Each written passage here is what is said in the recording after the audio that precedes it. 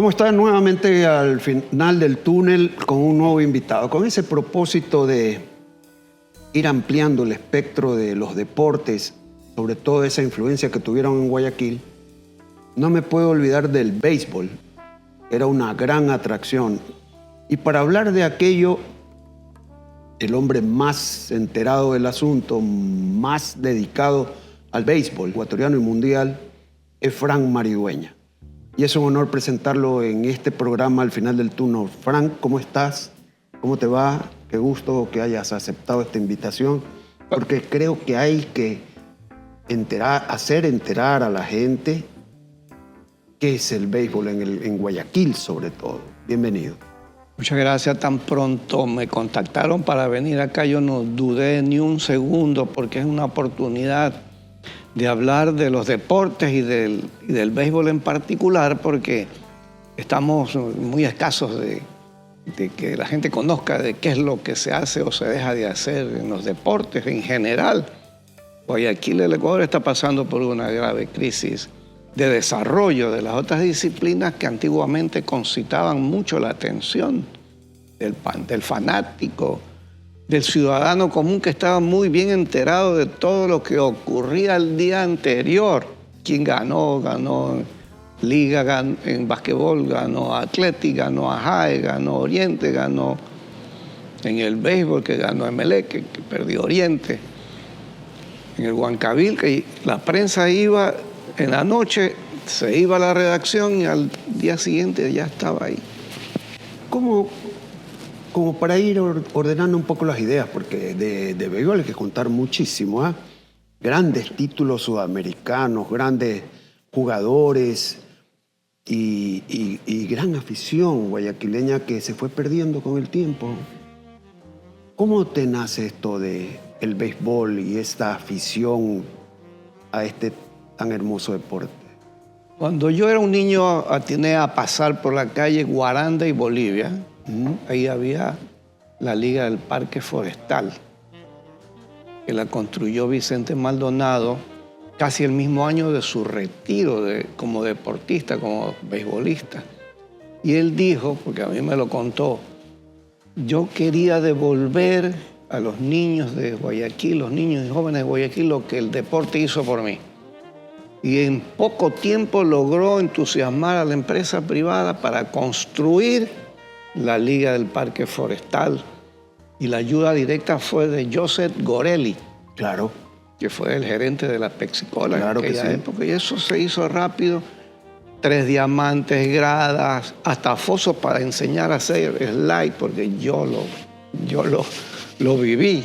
Aprendí a rodarme, a hacer el slide. Pero un alcalde que no vale la pena mencionar decidió que eso había que derrumbar, porque ahí se iba a construir el centro cívico. Pero lo irónico, doctor Canessa, es que donde estaba la cancha de béisbol es un parqueadero que nadie lo utiliza. Wow. Así como la piscina que están un poquito más adelante. Así que ahí entró el vínculo mío y la afición, y quien me abrió las puertas y me recibió fue Vicente Maldonado. Yo vi por la malla perimetral que el bate que nosotros jugábamos en el barrio lo estaban jugando otros niños y jóvenes con bate formal como este. Nosotros jugábamos en la calle con un palo y con la mano limpia, porque era con media que jugábamos, pero vimos ahí y que había unos adultos ahí entrenando. Eran 2 entrenadores dominicanos que habían venido a desarrollar el béisbol. Eufemio Martes y José Francisco Viruta Pichardo, que fue gran formador de deportistas a las grandes ligas. Juan Marichal, uno de los mejores lanzadores dominicanos, está en el Hall de la Fama, fue formado por José Francisco Viruta. ¿Y él estuvo acá? Él estuvo acá como 4 o 5 años, los dos, por gestión de Vicente y Juvenal Sáenz. Juvenal Sáenz, todo un personaje. Personaje, porque todavía la comunidad está en deuda con él, porque no se le ha dado los méritos que él construyó las canchas de la Kennedy. Eso la gestionó Vicente Maldonado, pero cuando fue ministro de Obras Públicas, Juvenal Sáenz, de una partida, de un remanente de una partida, dijo, lo vamos a devolver al Estado, mejor lo pongo acá. y construyó la cancha de la Kennedy, de la Liga del Sur, y una en Durán que se perdió porque la invadieron. Pero Juvenal Sáenz fue uno de los grandes propulsores del béisbol porque gestionó la construcción del Yello Urga de hormigón, porque antes se jugó de madera, que lo inauguró Voltaire Paladines Polo. La Federación Deportiva del Guayas, con Voltaire Paladines, vio que había el RIPARC, que estaba ya por terminar, el Capol, que ya también estaba dándose otro uso, y Fede Guayas no tenía. Y ahí en Cuenca y Tungurahua, que antes pues era baldío y todo eso, ahí decidió.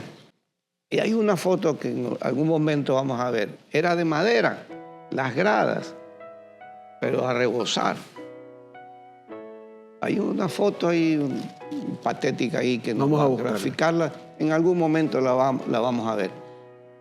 Hasta que llegó el Campeonato Sudamericano, que usted lo mencionó, en el 63, en Buenos Aires. Ecuador ganó de manera invicta.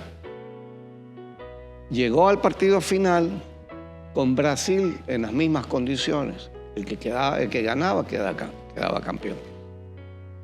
Partido final, tercer inning, 0-0, lo que habla de la paridad. Vino un aguacerón terrible, hubo que parar el juego. Y en el interín, la dirigencia de Brasil propuso, bueno, ¿y qué tal si le damos 2 campeonatos? Y los jugadores dijeron, no, nosotros queremos jugar porque estamos convencidos que vamos a ganar. Y el que lideraba todo eso era Vicente Maldonado, que era... Esas son las gradas tal vez que están... Esas son las gradas del Yello Urga, ¿no? Mira, ese era un costado. Wow. Ese era un costado, mire. ¿Qué los atrajo, qué los atraía desde el RIPARC y del CAP? La presencia de jugadores panameños. El béisbol panameño influyó positivamente en el desarrollo del béisbol ecuatoriano, hasta el punto de que muchos se quedaron a vivir acá, se nacionalizaron y jugaron muchas veces por la selección del Ecuador. Nombres conocidos como Látigo Gutiérrez, Panchón Sánchez. Panchón Sánchez, Ricardo Chico Rodríguez. Yo tenía anotado un nombre que pocas veces lo he recordado. Julie Trotman. Claro, un utility. ¿Así? Era pitcher, ¿no? Lanzaba, jugaba primera. ¿Y qué nacionalidad era él? Él era panameño. Ah, mira tú, la influencia del panameño, sí, ¿no? Sino que tenía influencia de una de las islas caribeñas. Y entonces, pero él donde quería, ponme donde tú quieras, decir. Julie Trotman fue jugador clave. Pedro Fuentes, que era receptor, era el que manejaba la estrategia, porque los técnicos nacionales nuestros no estaban todavía muy peritos en manejar y era el que orientaba. Vamos haciendo esto, vamos haciéndolo de acá. Ricardo Chico Rodríguez fue el que rompió el empate en la final de Buenos Aires frente a Brasil con un jonrón en el 5º episodio. Wow. Bueno, para no alargarle la historia, Ecuador terminó ganando 10-0 a Brasil, que era el rival más duro nuestro. Ahora tenemos otro tipo de problemas. Pero fue así y la llegada aquí a Guayaquil fue apoteósica. Fue mucho público porque la gente estaba enterada de qué es lo que estaba ocurriendo, porque ahí teníamos un ícono del periodismo que relataba, narraba y escribía en El Universo, don Richard. Y don Richard también había acompañado una delegación a un sudamericano. Sí, señor. Pero como dirigente. Como dirigente, varias veces. Claro, había un soporte periodístico importante. Toda su vida dedicada. Una pluma fenomenal.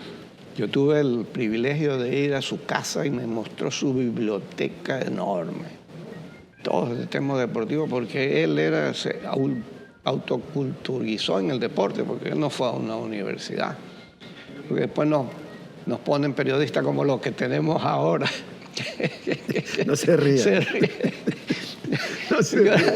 Bueno, pero esas son las generaciones. Ahí está Chico Rodríguez. Claro. Él también lanzaba, jugaba primera base, era centerfield y era jonronero. Él rompió el empate contra Brasil para abrir la ruta de la victoria y ganar el campeonato sudamericano. Qué interesante historia. Y cuéntame, Frank,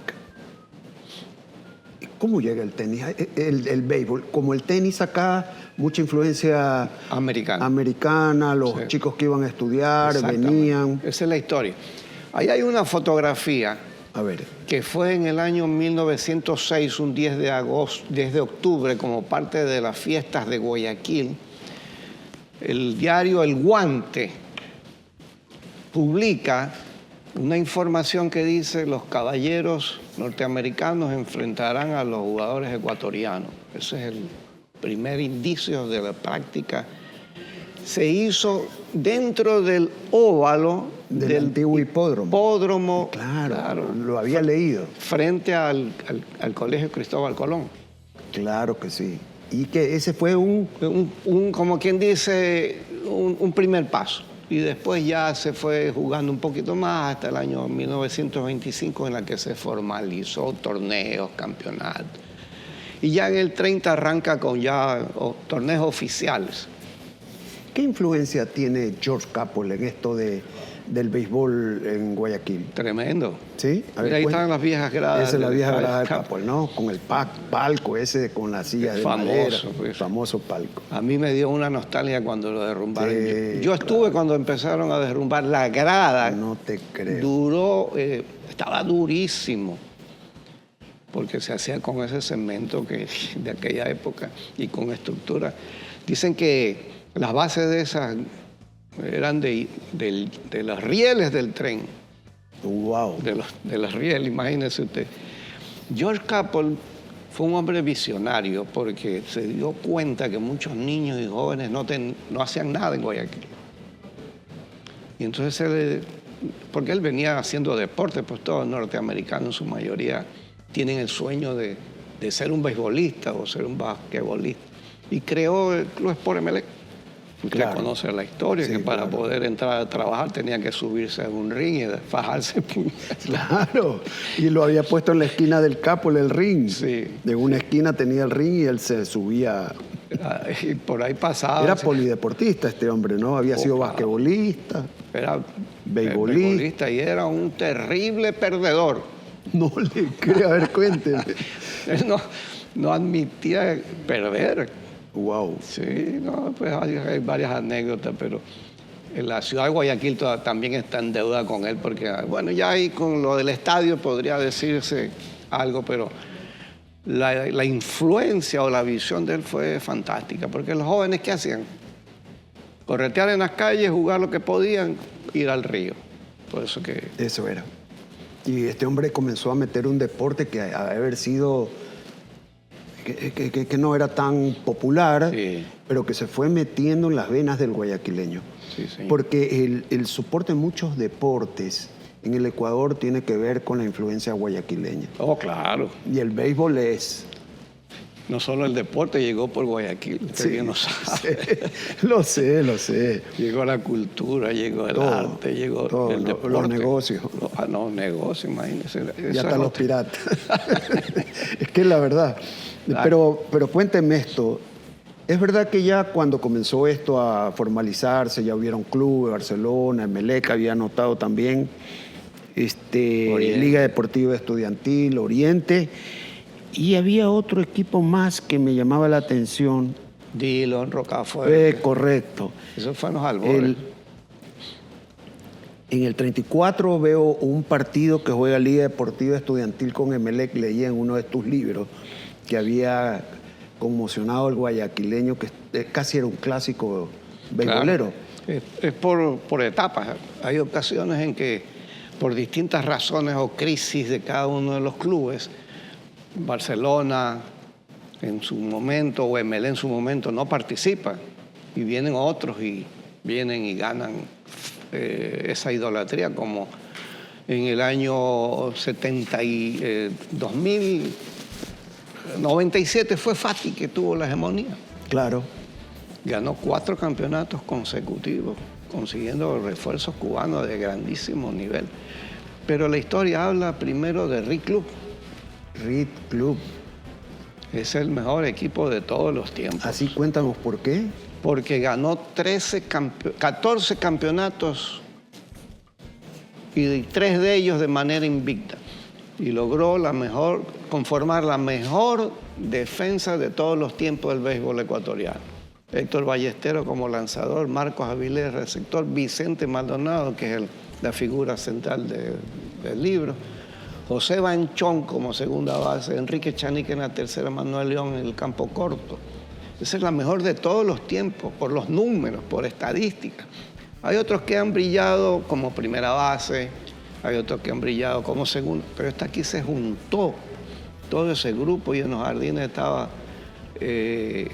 uno que le decían Juan Falconi, pero le decían Juan Pueblo Falconi, Así. Manuel Muñoz, Panchito Santelli, que era el relevo de Héctor Ballesteros. Esta es la selección que Ecuador estuvo en Buenos Aires. Y hay un sudamericano después en Guayaquil, claro, que se lo gana. Fue apoteósico. Sí, le ganan a Brasil también. Sí, señor.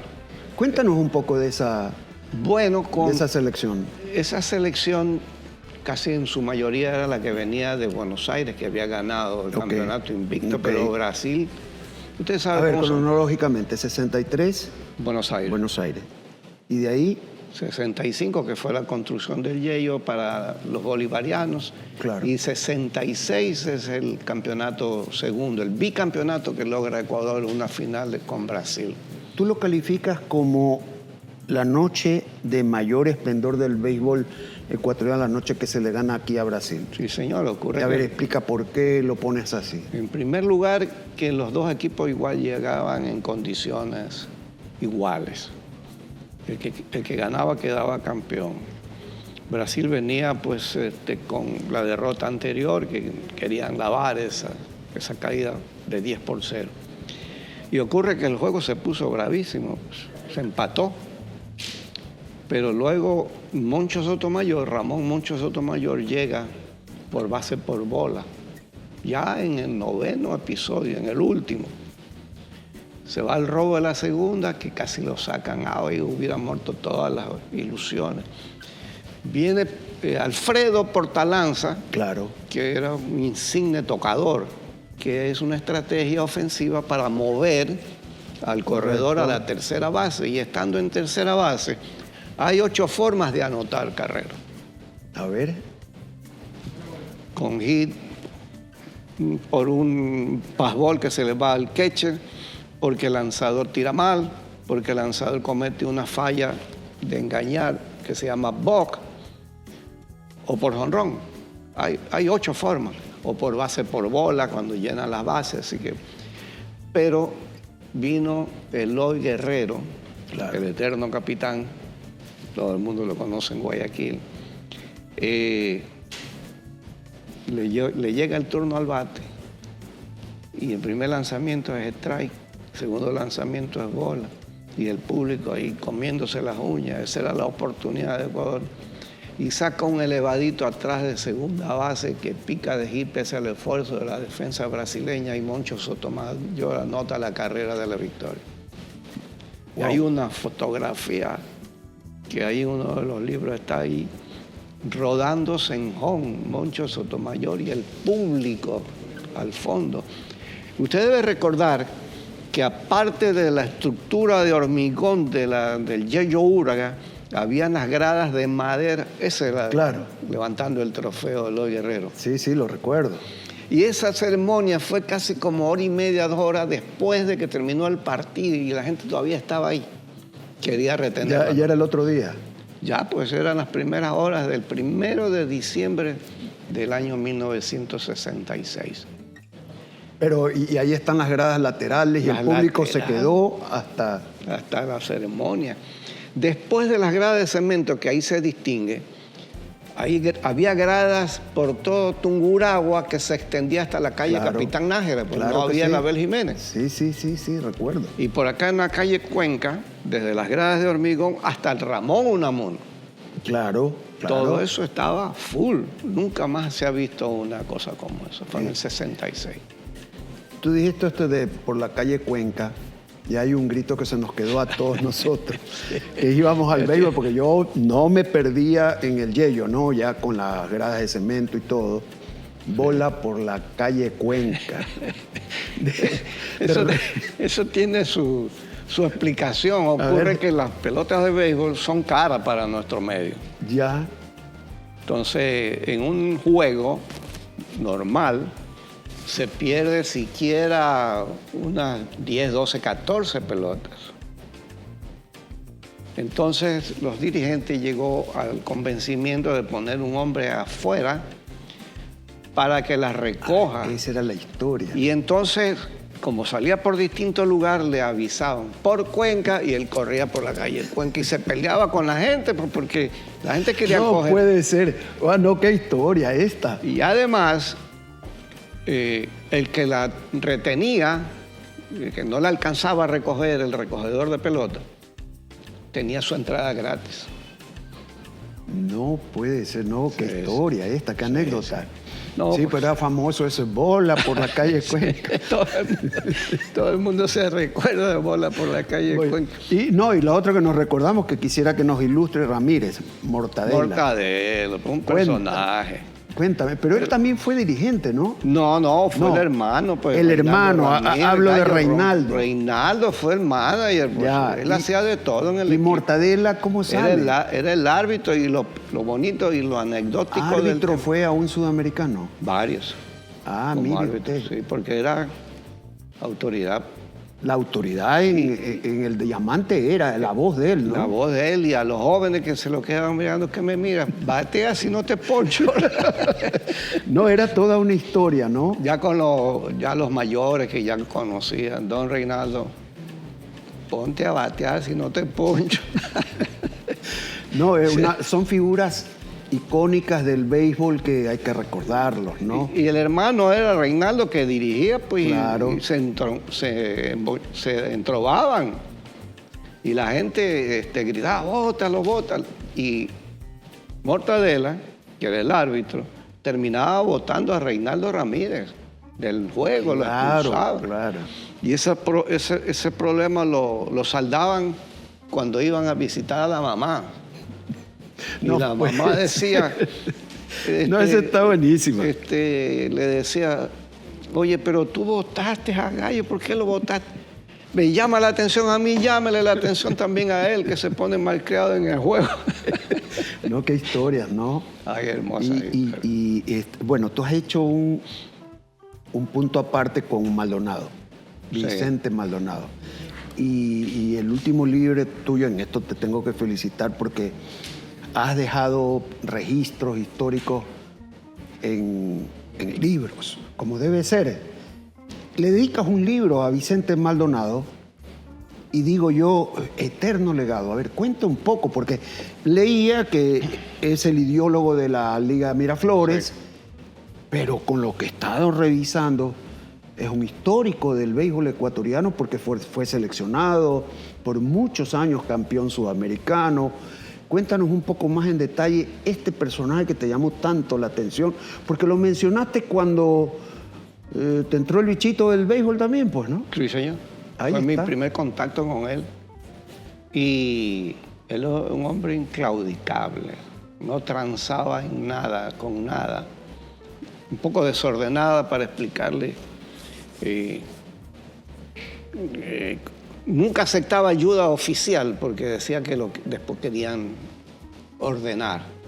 Ellos querían tener la independencia, la autonomía de tomar las decisiones técnicas apropiadas. Yo recuerdo, fui testigo, cuando se creó el Liceo Naval, ¿se recuerda? Que fue un boom. Claro. Y todos los jóvenes querían ir a estudiar allá. Pero también se fueron algunos que jugaban béisbol. Ya.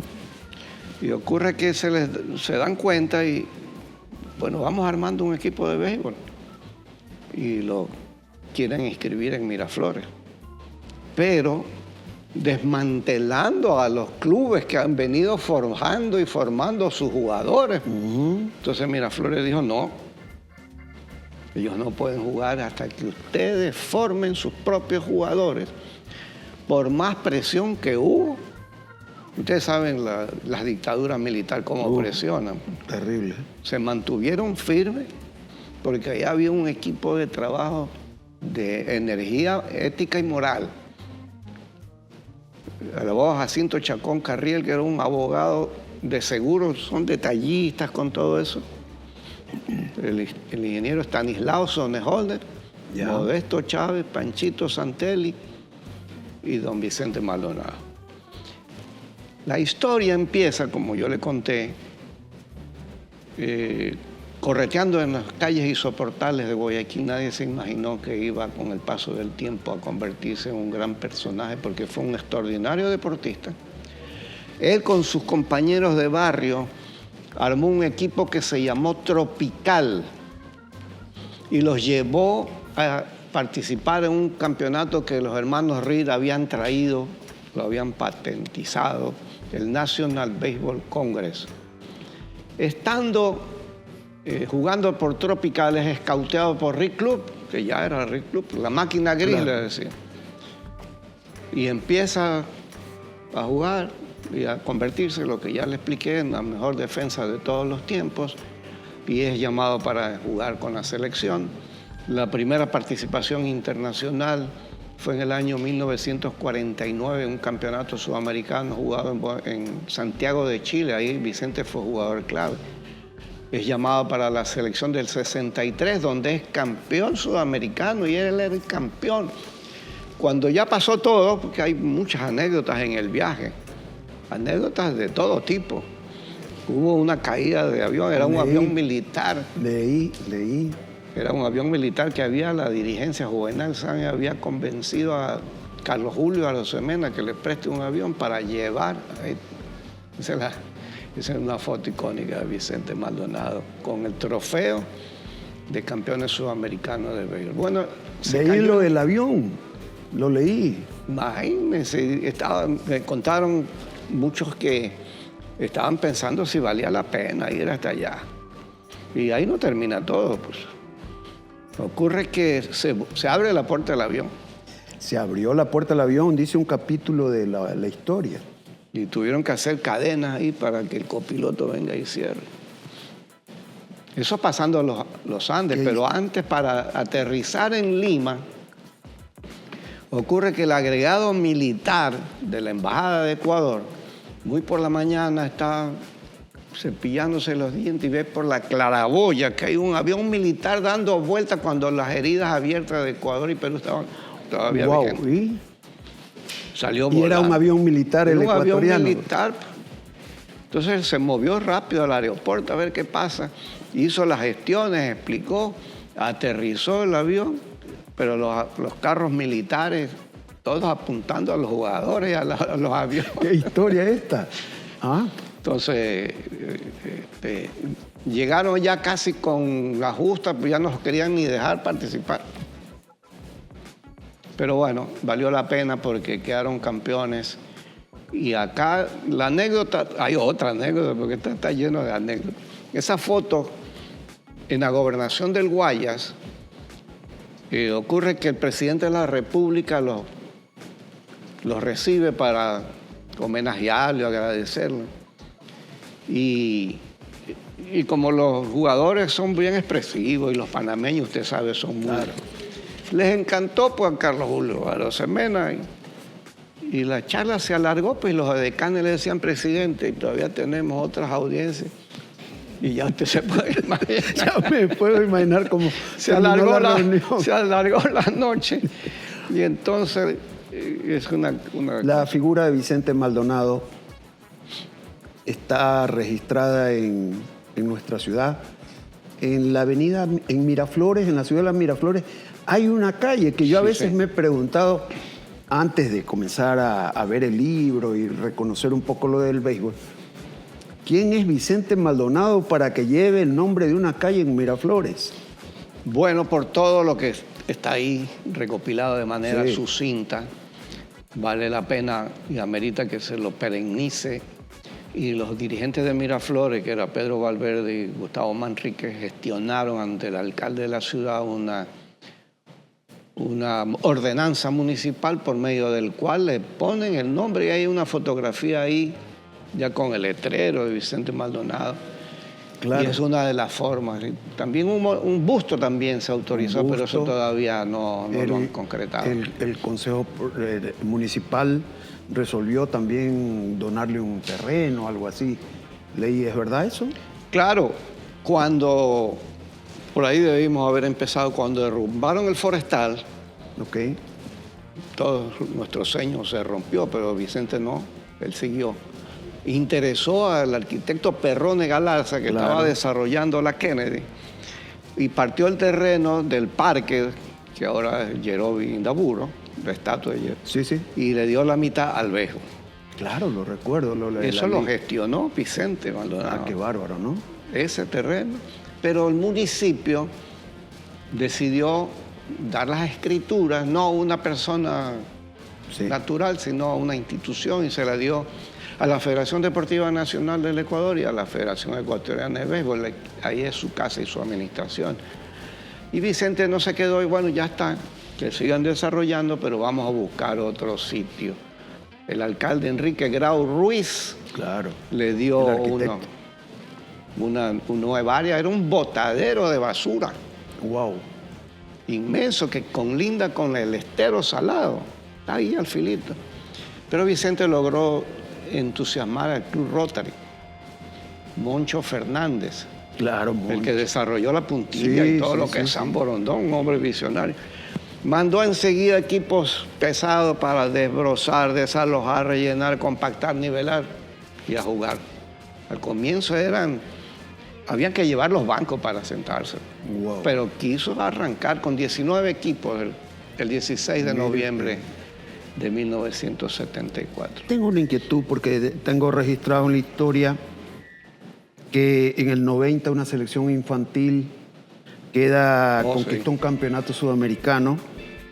Después una serie del Caribe en el 2013. Sí, señor. Chicos de 13, 14 años también salen campeones. Y la historia se paraliza. Claro. ¿Qué pasó ahí? ¿Qué pasó con el béisbol en Guayaquil? En el 90, ahí está la fotografía esa. Ahí está, sí, correcto. Campeón sudamericano infantil, también con un lleno apoteósico, Correcto. un domingo al mediodía, contra Brasil otra vez. Mire, Y había un pitcher brasileño más grande que los entrenadores, porque yo siempre, hay países que no sé cómo hacen. ¿cómo eran infantiles? Porque Centroamérica es típico Claro. que inscriben a propósito a los hijos con 3, 4. Ahora se ha descubierto que hasta 5 años atrás. Entonces, Wow. 5 años adelante para hacerlo parecer como... Por acá también se da eso. Y la final fue otra vez con Brasil, 4-3. Gabriel Roldós, un hombre ilustre en el deporte. Claro. Un nieto de un conocido. Asimismo logra base por bola, roba, viene Ricardo Medina, que no había bateado nada, y el técnico, que era Alfredo Bengochea, que ustedes lo ven ahí en la gráfica, mira para el banco para reemplazarlo. Y Ricardo Medina se le acerca, me dice, profesor, porque así le decían, no me vas a sacar ahora, yo voy a batear el hit. No había bateado nada. Y estaba buscando un bateador emergente. Y bateó el hit. Por encima del pitcher brasileño, que era enorme. No le alcanza. Y Gabriel Roldós anota la carrera de la victoria. La gente se tiró al terreno de juego. Ahí hay unas fotografías que levantan a los jugadores. ¿Y qué pasó con esa generación? Bueno, no continúan. Caramba. Porque pasa lo mismo, que buscan ya otros caminos, buscan ya una profesión, van a la universidad y no les da el tiempo, porque antiguamente, esa es la foto con el trofeo, ese es Luis Claro. Calamari, panameño, uno de los entrenadores. Y desafortunadamente las universidades aquí no tienen donde practicar su mismo deporte y tienen que seguir estudiando, ya no van a entrenar, ya no tienen la misma calidad de rendimiento y empiezan a trabajar, tienen que generar, y solo los que, clase media, por ahí, siguen luchando. Cuando ya se gradúan, regresan de nuevo a jugar, pero ya no tienen la misma juventud, ya no tienen la misma fuerza. Hay muchos estudiantes, así mismo como en el tenis, en las universidades, que lograron becas. Y utilizan la beca como el futuro. Ya el béisbol es parte para conseguir la beca. Y claro, los padres dicen, oye, consígueme el título. universitario primero y después te haces beisbolista. Sí. Hay un tema que en este ranking que podemos hacer histórico de beisbolistas que tú hayas visto en el Ecuador, ¿cómo haces un top 5, por ejemplo? ¿De jugadores nacionales? Lo que gustes. Lo que hayas visto o que hayan jugado por Ecuador, por equipos guayaquileños, etc. Bonifacio Morán. Bonifacio Morán, claro, correcto. Además de... ¿Sabe lo que hacía Bonifacio Morán para venir a jugar? Venía de Vincent todas las veces que jugaba. Y llegaba en ocasiones más temprano que los jugadores de acá porque estaban en universidad. ¿Y cuál era la característica de Bonifacio? Bonifacio era primera base. Fue campeón sudamericano, batió un jonrón clave en un partido contra Perú, cuando estaba todavía el juego 0-0. El pitcher era Peñalosa, lo habían traído de emergencia para que domine a Bonifacio. Bonifacio además juega primera base y lanza. Y además es el que ayuda a sus compañeros. Muy solidario. Eso fue un jonrón. No te preocupes. Sonó como jonrón, ¿no? Bonifacio es muy solidario. Qué bueno. Y nunca... ¿Y en ese ranking? Ahí sigue, yo diría, Olmedo Arroba. Olmedo Arroba, nos olvidamos. Arroba. Claro. Él fue a hacer un posgrado, vino acá, y ya después del posgrado vino como uno de los mejores oncólogos de aquí de la ciudad y vino y jugó mejor todavía, por su disciplina, por su orden. ¿Te puedo hacer una pregunta? Colega mío de transmisión, muchos años en el tenis. Nos vimos en Alemania, nos vimos en España, transmitiendo tenis. Tucho Guerrero. Tucho Guerrero, un personaje. Fue campeón sudamericano, ¿no? No, él no fue campeón sudamericano.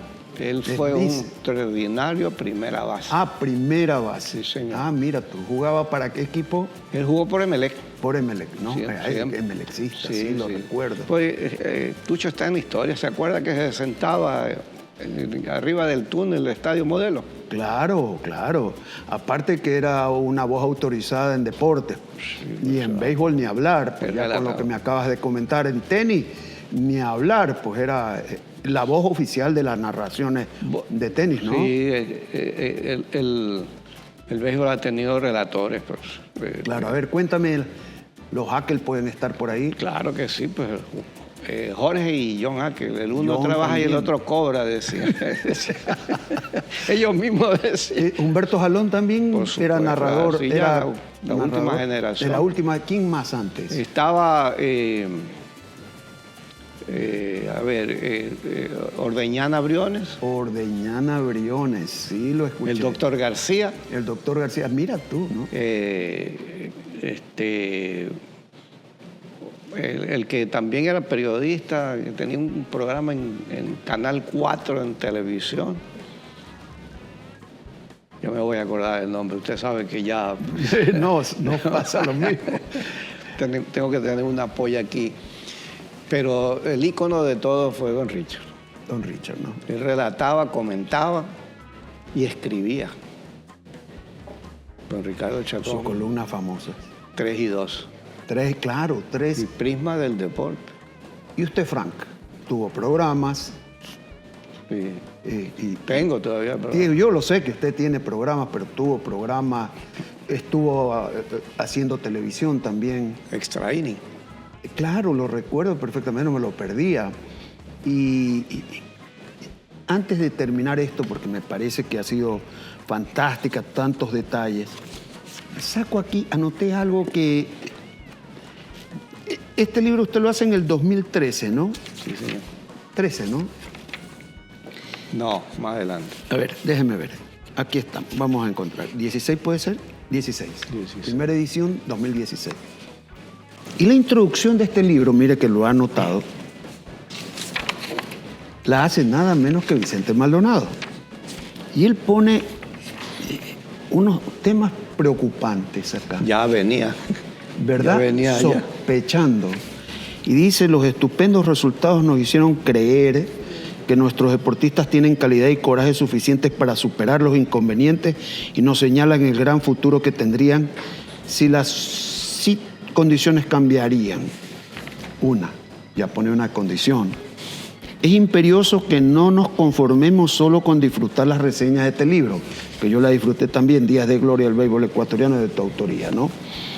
Dice, debe pretender ir más lejos, determinar el mensaje implícito que motive y fortalezca a los organismos que deben trabajar intensamente los 12 meses del año, planificar para algunos años, activar todas sus categorías, poner más atención a los semilleros con niños de los 5 años buscando la integración, sin imposiciones, coordinando y respetando sus autonomías, pero buscando juntos sus objetivos más importantes, ayudándose los unos a los otros.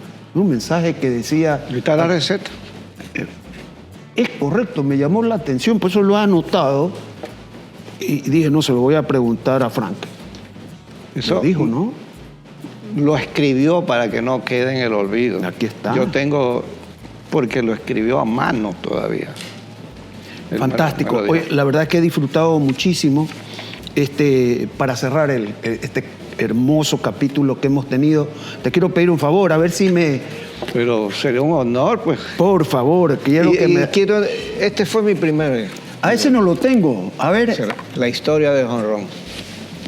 No puede ser, oye, pero la dedicatoria. Claro. Usted no se va de aquí sin dedicatoria. Por supuesto, a ver. Cuando ya está pronto... No, ahorita para que vean que es real. Aquí está. No, es un verdadero honor que lo hayas participado. Anécdotas que nunca se vivieron, que lo van a disfrutar muchísimo el guayaquileño, el que sintió esa experiencia de ir al béisbol y que ahora lo extrañamos, porque decimos todo eso que se vivió en el Yeyo Uraga, lo que vivimos, el básquet, la lucha en el Huancavilca, ya no la tenemos, no podemos disfrutarla. ¿Qué pasó con el béisbol ecuatoriano? Porque la gran raíz era guayaquileña. ¿Qué pasó con el béisbol guayaquileño? Con esto cierro, Frank, para que te puedas despedir. Para mí ha sido un honor. Todavía quedan algunos innings por jugar. Sí. Pero no hemos hablado sobre eso. A ver, cuéntame eso porque me llamó la atención. Esto no lo traje yo. A ver, cuéntame esto porque casco, bate... El productor le alcanzó a pedir a Diego Arco su casco, su guante y su bate. Y es que Diego también ha sido beisbolista, pues Diego, ¿no? Por supuesto, todavía. Si le dicen que es bolista y sigue retirado, se molesta. Él no está retirado todavía. Él todavía entrena.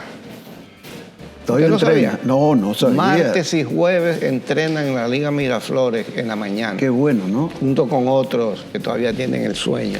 Entonces le agradecemos a Diego también haber aportado al programa porque son símbolos. El guante, el casco y el bate. Y la bola también, pues. La bola está aquí, sí. Qué bárbaro, ¿no? Mira. Yo le voy a regalar a usted una pelota firmada por Jaime Jarrín. Ah, no le puedo creer. Sí, el ícono de los Dodgers. Sí, señor. No le puedo creer. No, eso lo guardo, pero... Que lo voy a hacer. ¿De verdad? Sí, señor. No, le agradecería mucho. Y le voy a dejar unos libros para que también lo pueda sortear en sus programas. Claro, lo voy a hacer. La verdad es Porque que... lo bueno de esto es que la gente se entere. Se entere, correcto. Cuando alguien me dice, Fran, ¿y dónde lo puedo comprar? ¿Dónde lo puedes comprar? No. Lo voy a regalar. Bien. Y bueno, utilice nuestro canal para poderlo difundir, porque ocurre que esto no tiene precio. Pues. No tiene precio. Tiene que leerlo el aficionado común y corriente, el que le gusta el deporte y el fanático del béisbol. Aquí está. Es lo poco que hemos podido hacer por un hombre. Me contestó algunas personas, me mandaron mensajes. Dice que un poco, no sé si es exagerado, ¿no? Pero ronda como que si hubiese sido un santo del béisbol. Le dedicó toda su vida. Sí. Toda su vida. Sí. Él iba la jornada de sábado y domingo desde las 7 de la mañana. A ver que todo esté listo, todo esté en orden. Y no se iba hasta que caiga el último partido de la jornada. No, increíble, ¿no? Y los días ordinarios supervisar el trabajo de jardinería, de limpieza, siempre hay que acomodar algo como en las casas. Mucho más cuando está la intemperie. Le dedicó toda su vida. Y cuando él ya estimó en Miraflores que ya había cumplido su ciclo, ahí hay una foto. Y hoy nos vemos, adiós, y vino una generación nueva, distinta. Los administradores actuales de Miraflores están haciendo un estupendo trabajo, porque son profesionales muy cercanos a la construcción y han hecho un trabajo maravilloso, está muy bonito Miraflores. Y es una de las instituciones privadas que aún se mantiene. Eso es importante, ¿no? Porque tiene vida, tiene fuego. Por ejemplo, la que está al lado, la Fundación Honorato Aro, ya no está. El Interbarrial ya no es el mismo. Ya no. Están jugando, pero ya no tiene la misma fuerza y furor. Le dedicaban 2 páginas del diario el día de la inauguración, pues. Yo lo recuerdo. Sábado y domingo eran páginas completas, el béisbol también. El basquetbol, páginas completas.